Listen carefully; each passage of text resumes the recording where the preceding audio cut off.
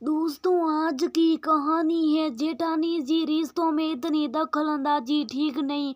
दोस्तों, कहानी शुरू करने से पहले अगर हमारे चैनल को सब्सक्राइब नहीं किया हो तो कर लीजिए ताकि आपके पास पहुंचे हर रोज नया वीडियो। धरा की शादी एक संयुक्त परिवार में हुई थी। ससुराल में धरा का पति विवेक, जेठ जेठानी, उनकी एक 4 साल की बेटी, एक देवर और ससुर थे। सासू माँ तो 1 साल पहले ही साथ छोड़ गई थी। पहले ही दिन से जेठ जेठानी ने अपनी बेटी को धरा के साथ चिपका दिया था। हर समय नन्ही सी रोई यही कहती, मुझे सासी के पास सोना है, सासी के हाथ से खाना खाना है। विवेक तो बहुत खुश होता कि उसकी प्यारी भतीजी और उसकी पत्नी के बीच मेल मिलाप बढ़ रहा है। शादी के बाद पहले दिन से धरा और विवेक कभी अकेले समय नहीं बिता पाते थे। यहाँ तक कि हनीमून पर उसके जेठ जेठानी और उनकी बेटी भी साथ गए थे। हनीमून पर भी रोई अपने मम्मी पापा के पास कम और धरा के पास ज्यादा रहती। उसका हनीमून उस बच्चे की देख रेख की भेंट सड़ गया। जेठ जेठानी को देखकर ये लग रहा था कि हनीमून उन दोनों का अभी भी विवेक इस समस्या को समझ नहीं पा रहा था। हनीमून से आकर भी विवेक और धरा कहीं घूमने जाते तो जेठानी रूही को उनके साथ भेज देती। बेचारी धरा विवेक के साथ मन की बात कर ही नहीं पाती। एक तो उस बच्चे को संभालने की जिम्मेदारी, दूसरे बच्चे के सामने कोई भी बात नहीं कर सकते थे। रूही घर आकर अपनी मम्मी को सारी बात देती। यहाँ तक कि अगर धरा और विवेक हाथ में हाथ डालकर भी चलते तो भी रूही अपनी मम्मी से बताती और फिर जेठ जेठानी सबके सामने हंस हंस कर उनकी मजाक बनाती। धीरे धीरे धरा को इन बातों से चिढ़ होने लगी। उसे लगता कि शायद पहले दिन इस सब के लिए मना कर देती तो शायद बात इतनी ना बढ़ती, लेकिन पहली दुल्हन किसी को जवाब दे तो उसे तेजरार का धमका दे दिया जाता है। इस सब का असर विवेक और धरा के विवेक जीवन पर भी पड़ने लगा, क्योंकि रोई सोती भी नहीं, उन दोनों के साथ ही थी। जेठानी एक औरत होकर भी उसके मन की हालत नहीं समझ पा रही थी। उसे तो केवल अपना आराम दिखाई दे रहा था कि उसे बच्चे को संभालने से फुर्सत मिल गई। एक दिन सब बेटे बातें कर रहे थे। जेठानी धरा पर कटाक्ष करते हुए बोली, सोटी, अब तक तुमने खुशखबरी नहीं सुनाई।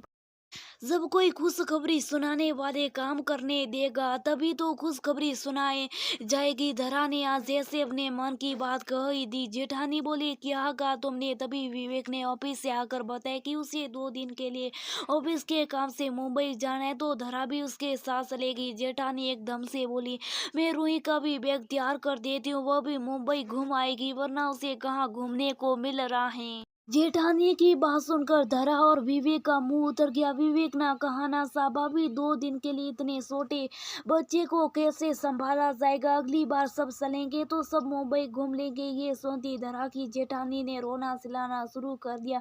अब मेरी बच्ची तुम्हें भारी दिखने लगी। अगर अपना बच्चा होता तो तभी तुम यही कहती, उसे भी तो तुम साथ देकर जाती। इन सब बातों के बीच आज धरा के देवर से रहा नहीं गया। वो बोला, बड़ी भाभी, मैं आज तक चुप था, लेकिन क्या आपको नहीं लगता कि अब आप छोटे भाई भाभी पर ज्यादातरी कर रही हो? जब से इनकी शादी हुई तब से आपने इन्हें एक रात को भी अकेले नहीं छोड़ा। जब आपकी शादी हुई थी तो आप अपने साथ हम दोनों देवरों को एक बार भी नहीं लेकर गई।